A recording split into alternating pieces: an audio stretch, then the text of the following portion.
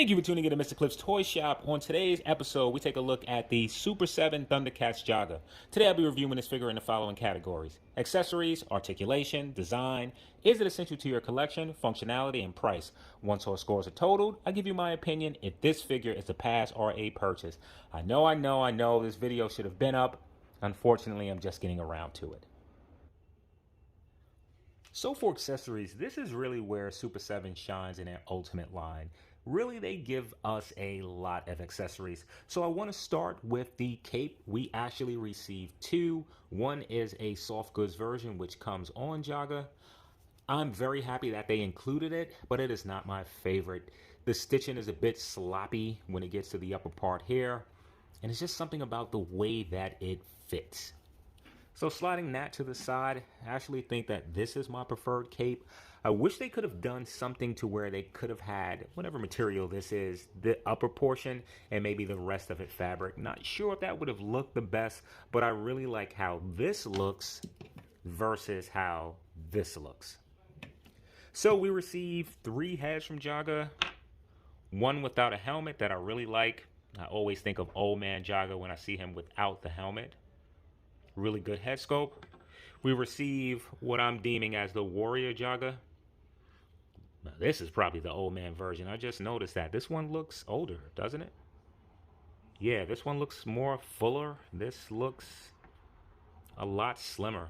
Not sure how they... Yeah. I'm going to call this old man Jaga, actually. And I really like this. The paint is applied well. The green up top looks good. I think this is a little bent. It is. It's pretty soft, so. Then you get the Sword of Omens.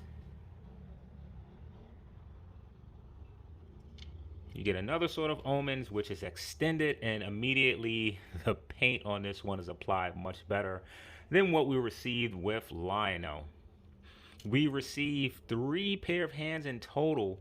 Sadly, we don't get any fisted hands. What's up with Super 7 and them including fisted hands?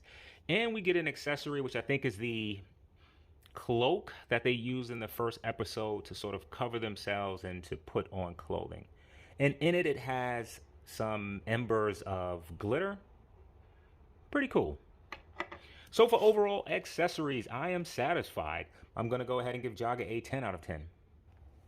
So for articulation, the head is barely able to look up because of this part. Let's go ahead and just swap out the other head. Okay, so the head is able to look up that far. It's able to look down, rotate, and you get some pivot. The arm kicks out about that far to the side. Does rotate a full 360. You have an upper bicep cut. Elbows are single jointed, bending in that much. The wrist is on a hinge, allowing it to move horizontal instead of vertical. Moving on to the torso. There's no, well, let's start with this. The torso is able to crunch forward that much, backwards about that much. You do have rotation at the waist. It's unable to pivot side to side. The legs are able to extend all the way out. They're able to kick forward about that much, backwards a lot. Does have rotation, and you also have rotation under the knee. Knees are single jointed, bending in about that much, and you have pivot, which goes in that much, out that much, all the way down, forward, and you have no butterfly hinge. So for overall articulation, I'm pretty satisfied with the single jointed elbows and knees. Bends in much better than I thought that it would, or much better than some of the other Thundercat figures. So for overall articulation, I'm going to give Jaga a 7 out of 10. So for design, we have some glaring issues with design. Other than the mark that's on the chest of this Jaga, there are some big issues that we have with the design of this figure. Before jumping into it, let's take a look at some of the positives. So the very first is I really like the head sculpt. Think that it's painted particularly well. Really like how the helmet is looked. It does have that gunmetal gray. The eyes are painted very well, and I like the lighter color running on the flesh. The beard even looks good. You can see that I switched out this cape instead of the fabric one. While I like that they gave us this one, I think this one looks a lot better. Just looks more complete. You're able to have the shape. Well, the plastic is able to keep the shape to where the fabric sort of loses that. And I think Jaga looks okay. Can't even say that he looks good. He looks okay. And the reason that I'm saying that he looks okay instead of he looks good, this is not a body that's appropriate for Jaga. Super 7 is running with the one body type fits all, and that is not the case for Thundercats, and I really wish they would retire this Masters of the Universe classic mold. Jaga should have been a lot slimmer. At this time in the Thundercats saga, Jaga was nowhere near in this form. The arms are too big, the legs are too thick, and his stature is just too short. He should be a bit taller and a lot leaner.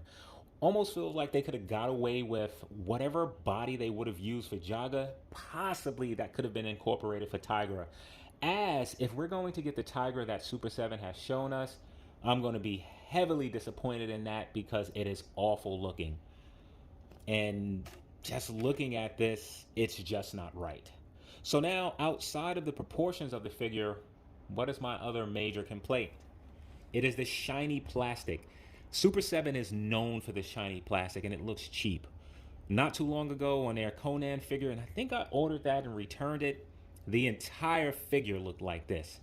And it just doesn't look great on a toy. It makes the toy look very cheap. So when you look at some areas of Jaga, you'll see a matte finish here, but then you'll see the shininess on the legs and some on the arms, and I absolutely hate it.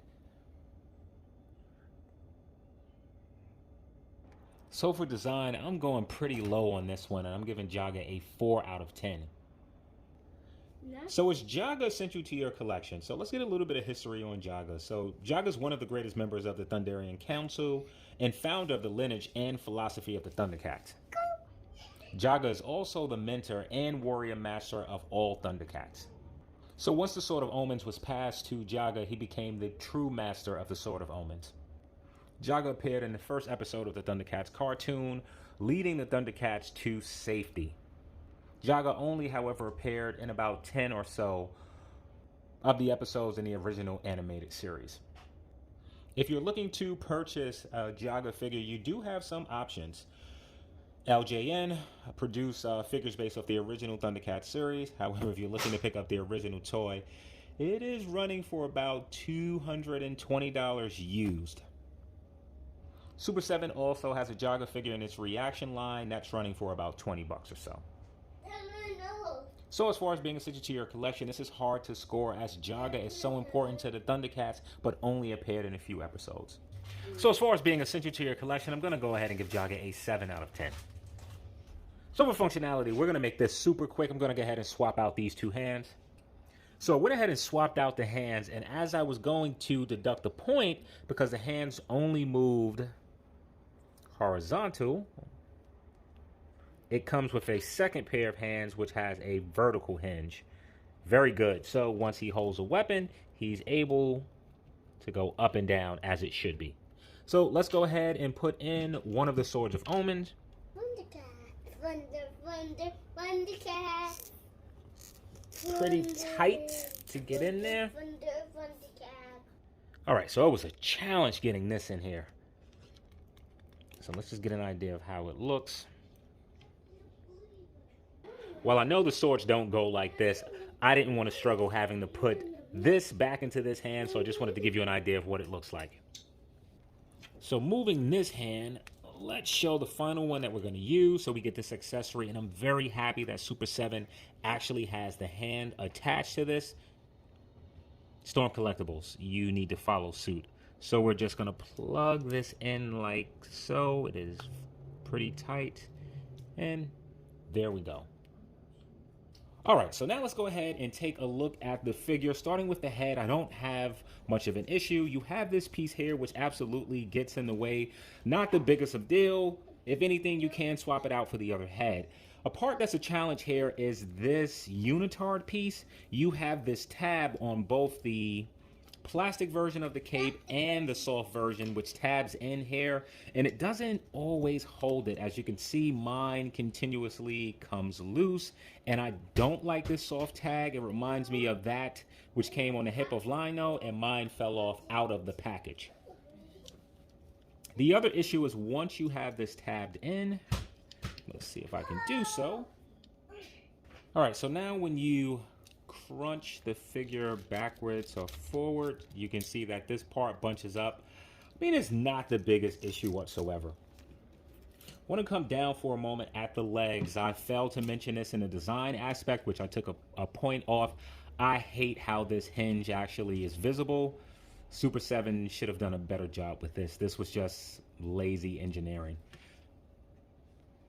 I do like that the unitard is a softer material, so then when you go to kick, it does move. However, you can see that it bunches up. I don't think it's anything to worry about right now. Over time, it can become an issue. And my last complaint for functionality would be just the overall body. I think it's time for a new body. With this, you do not have any butterfly joints. You're not able to have the torso pivot any. The torso is just very limited on this figure. And I should also mention, when I put on, you know what? I didn't try the skinny head. When I put on the unmasked head, I had a hard time popping it on.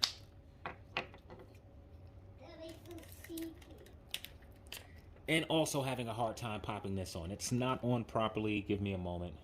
All right, so this head is not fully on, and also once I lift the head up like this, or the torso, this piece continues to disconnect. That's a bit frustrating. I failed to mention that Jaga does pass the stand test, so for overall functionality, I'm going to give Jaga a 8 out of 10. So for pricing, Jaga comes in at $45. That is before the price increase that Super 7 implemented. Add in taxes and shipping, I'm looking about $6 for both, so I'm going to say this figure rounds out to about $51. So now is Jaga worth the price of admission? So in terms of accessories, we get a pretty good spread. 2 versions of the Sword of Omens. We get the blanket that you still see in his hand, as well as 3 interchangeable heads. I don't have an issue paying $45 for this figure. Where I do have the issue is looking at characters with unique scopes such as Sly, Captain Cracker, and paying the same price for those figures as this figure, which this is a complete reuse of the body. We've seen this with Lino, which wasn't the correct body for Lino. We've seen it with Panthro, and now with Jaga. So for pricing, I'm going to go ahead and give Jaga a 10 out of 10. So that should give you an overall cliff score of. So now is this figure a pass or a purchase? So this version of Jaga is certainly not perfect. It is not correct. It is absolutely not a great figure, and I would go as far as saying it's not even a good figure. It is, however, our only chance of currently owning Thundercat figures. For those of us that were around for the original series, we know that these toys have been null and void for the better of 30 years, with some slim offerings here and there, just really focusing mainly on Lionel. So as far as being a pass or a purchase, this figure is absolutely a purchase. Not because it's great, but because this is our only option of receiving Jaga as a Thundercat. So for size comparisons, we're not going to do too many. We'll go ahead and throw in Lionel, which Jaga shares his body with. You can see that my Lionel is a bit loose, so just in case he falls over. And I'm going to go ahead and throw in Sly. So I want to thank you for tuning in to Mr. Cliff's Toy Shop, and I hope to see you during the next review.